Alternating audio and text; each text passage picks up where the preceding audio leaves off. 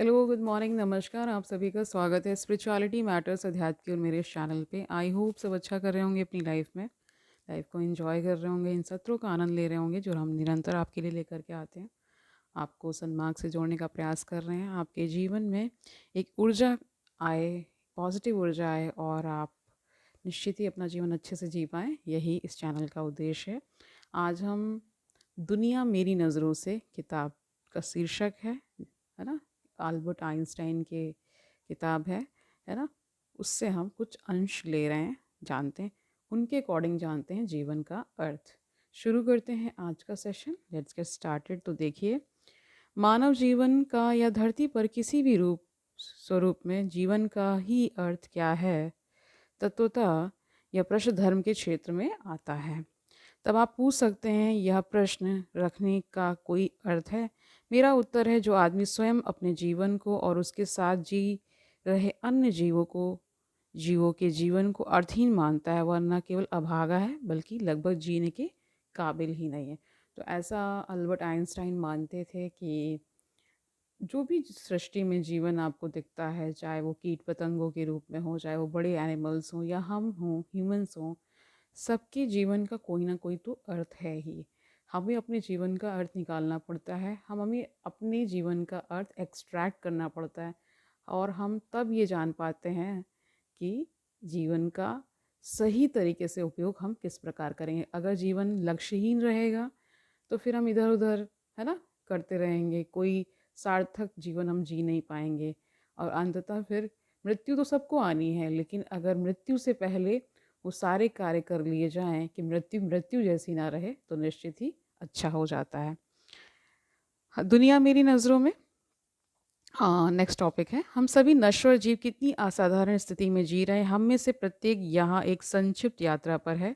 किस उद्देश्य से, यह वह नहीं जानता, यद्यपि कभी कभी वह महसूस करता है कि वह जानता है, पर यह भी उसकी कल्पना मात्र हो सकती। परंतु अगर हम ज़्यादा गहराई में ना जाते हुए अपने दैनिक जीवन की दृष्टि से ही देखें, तो हमारा अस्तित्व हमारे सहजीवियों के लिए, सबसे पहले उनके लिए जिनकी मुस्कान और कल्याण पर हमारी सारी खुशियाँ निर्भर हैं, फिर उनके लिए जिन्हें हम व्यक्तिगत रूप से नहीं जानते पर जिनकी नियतियों से हम सहानुभूति की डोर से बंधे हुए हैं। दिन में 100 बार मैं स्वयं को याद दिलाता हूँ कि मेरा आंतरिक और बाह्य जीवन अन्य लोगों यानी जीवित या मृत पर टिका हुआ है। हम सब जानते हैं कि हम सब क्या है, एक इंटर रिलेशनशिप, एक को रिलेशनशिप में रहते हैं।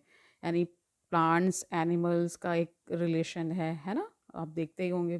फिर आपने ये भी जाना होगा कि ये पूरी जो सृष्टि चल रही है एक इंटरडिपेंडेंस पे चल रही है। प्लांट्स हमें ऑक्सीजन देते हैं, हम प्लांट्स को कार्बन डाइऑक्साइड देते हैं। इस तरह से पूरा एक चक्र चल रहा है, एक दूसरे के साथ साथ हम को एग्जिस्ट कर रहे हैं, है ना? आगे बताते हैं। उसी मात्रा कह रहे हैं कि दिन में मैं 100 बार स्वयं को याद दिलाता हूँ कि मेरा आंतरिक और बाह्य जीवन अन्य लोगों यानी जीवित या मृत पर टिका हुआ है। उसी मात्रा में उन्हें देने के लिए मुझे जी तोड़ परिश्रम करना चाहिए। मैं बहुत शिद्दत से सादगीपूर्ण जीवन जीव पसंद करता हूँ और यह एहसास मुझे अक्सर कचोटता है कि मैं अपनी सुख सुविधाओं के लिए दूसरों के बहुत श्रम का उपयोग कर रहा हूँ। मैं वर्ग भेदों को न्याय के खिलाफ और अंतर दमन आधारित मानता हूँ। मैं यह भी सोचता हूँ कि सादगीपूर्ण जीवन सभी के लिए शारीरिक और मानसिक दोनों तरह से अच्छा है। यानी जो अल्बर्ट आइंस्टाइन है वो सिंप्लिसिटी के साथ जीना प्रेफर करते हैं। वो कहते हैं, अगर सब लोग सादगीपूर्ण जीवन जीने लगे तो होता क्या है कि बहुत सारा मतलब आप जब सादगी से जीते हैं तो बहुत सारा आप एक तो मतलब जो संसाधन है उनका आप ठीक से प्रयोग कर रहे हैं। इसका मतलब सबको आप अनुमति दे रहे हैं कि वो रिसोर्सेज का इस्तेमाल कर पाएँ। बहुत ज़्यादा आप जब इकट्ठा नहीं करते हैं तो it means you allow others to use those resources ना। समझ गए? कहते हैं, दार्शनिक अर्थ में मैं निश्चित रूप से मानवीय स्वतंत्रता में विश्वास नहीं रखता। हर व्यक्ति न केवल बाहरी बाध्यताओं के अधीन बल्कि आंतरिक जरूरत के अनुसार काम करता है।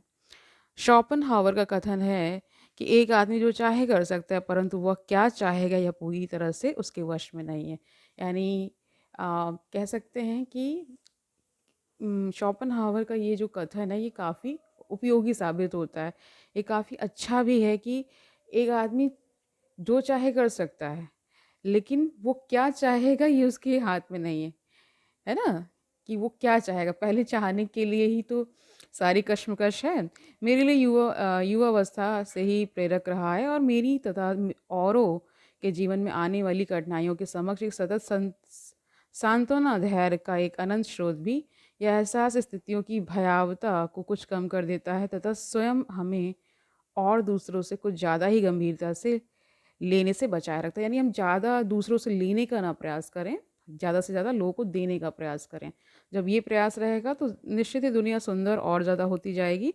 सबसे बढ़कर वह हमें जीवन को इस तरह से लेने में सहायक होता है जिसमें मनोविनोद का उचित महत्व दिया गया हो।